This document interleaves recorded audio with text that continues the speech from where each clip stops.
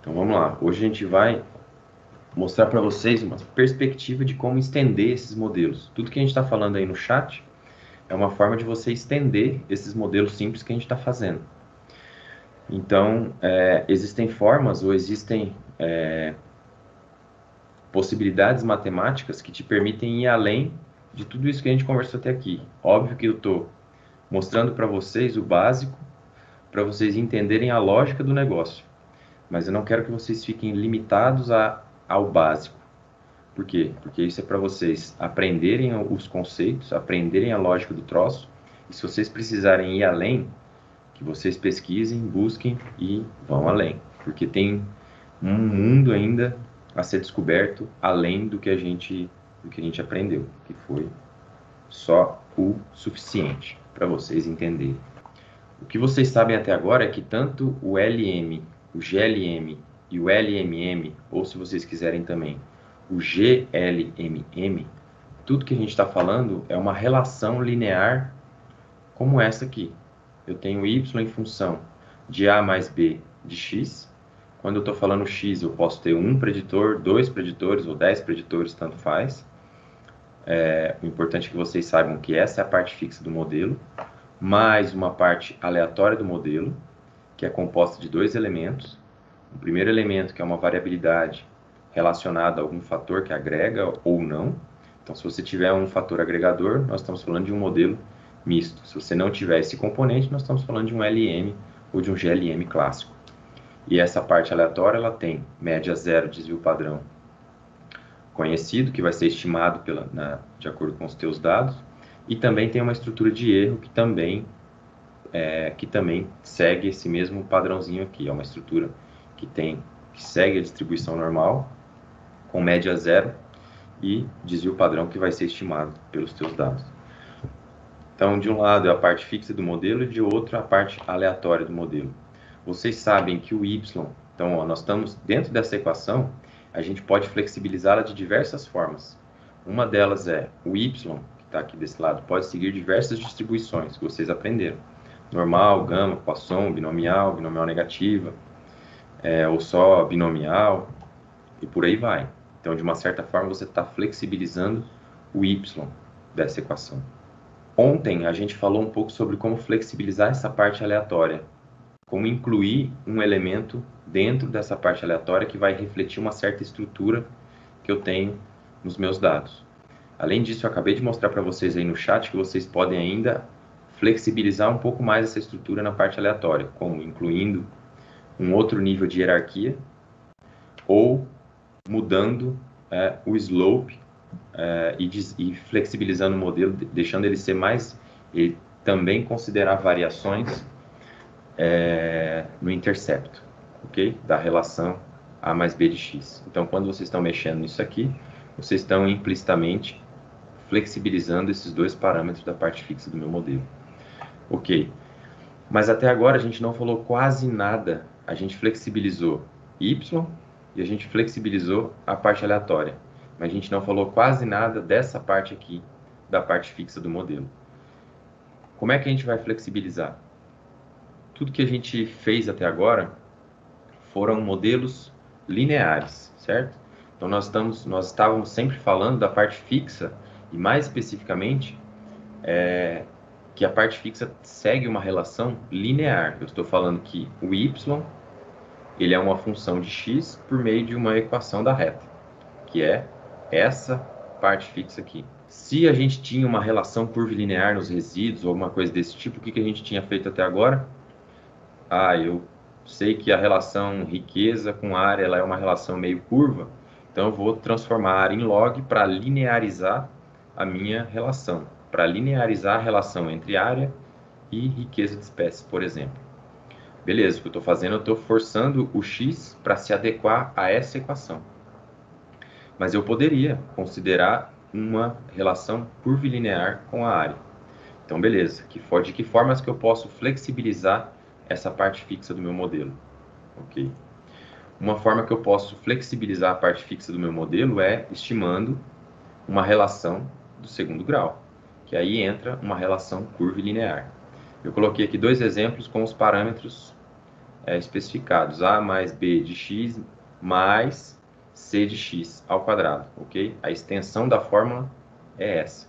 Então, eu acrescentei um segundo termo ao quadrado, um x mais o x ao quadrado, que nesse caso eu exemplifiquei com dois parâmetros, um parâmetro negativo em 5, que vai me dar a concavidade para baixo dessa curva, ok? Mas o que isso diz? Isso diz que a parte fixa ela pode não ser linear, ela pode ser quadrática. Como é que eu faço isso? Colocando um preditor a mais. Se eu tenho lá a mais b de x, meu modelo, vou modelar y em função de x. O que eu preciso fazer é botar mais x ao quadrado.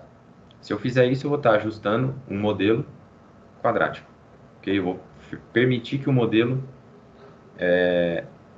estime relações quadráticas ou polinomiais de segunda ordem, que a gente fala, baseado nos dados que eu tenho e me retorne os parâmetros para aqueles dois componentes, ok? Se eu quiser, vocês se lembram da aula de seleção de modelos, quando eu falei qual desses dois modelos é o melhor, modelo linear ou um modelo ligeiramente curvilinear? O que eu tive que fazer? Eu tive que ajustar os dois.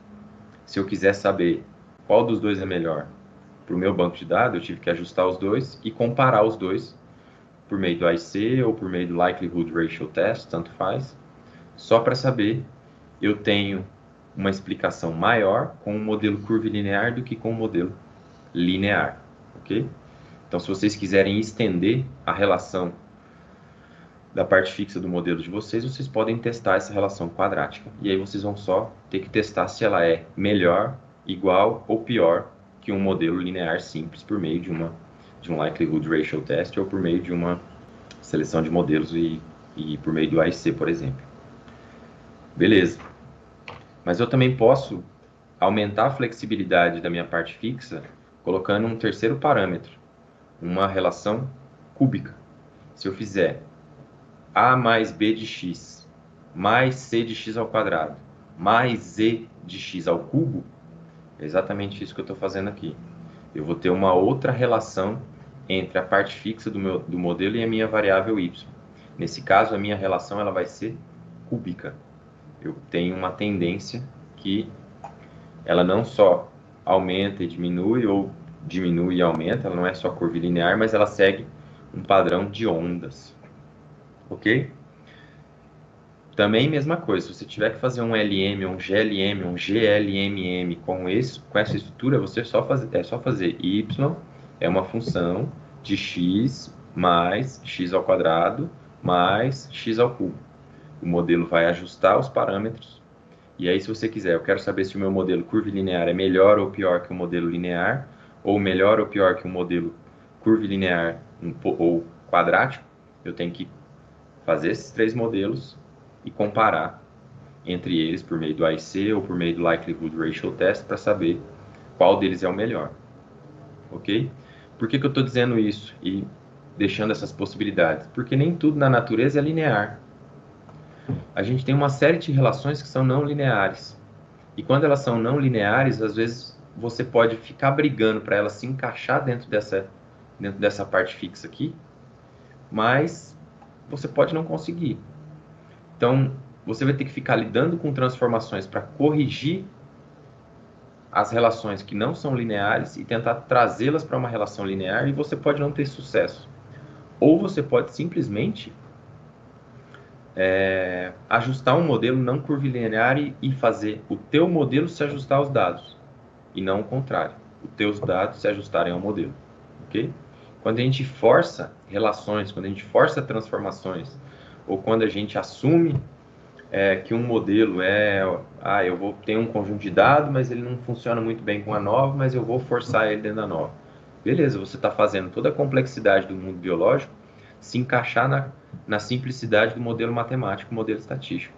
E às vezes, no nosso caso, como nós estamos lidando com variação temporal, variação espacial, relação curvilinear com reação química intracelular ou com relação uma resposta não linear de um organismo em relação a um predador ou à disponibilidade de alimento, você não precisa forçar esses dados a se encaixarem no que existe. Você pode construir a partir deles e ter uma resposta, pelo menos uma curva, uma tendência que se aproxime do significado biológico do troço.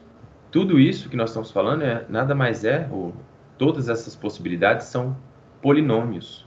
Vocês viram lá no segundo grau, ou no começo da faculdade, lá na álgebra, vocês devem ter visto essas equações do primeiro, segundo, terceiro, quarto grau. Essas relações nada mais são do que uma derivação, uma extensão da parte linear, da parte fixa do teu modelo e de uma equação da reta simples. A partir disso aqui, você consegue estender para alguma coisa mais complicada como isso aqui. Ah, como é que eu vou saber? Você tem que saber a estrutura do teu dado, você tem que saber a tendência que o teu dado vai ter, e a partir disso você ajusta o modelo que você quer. Então, em vez de forçar o modelo, você está construindo um modelo que se adeque ao teu conjunto de dados.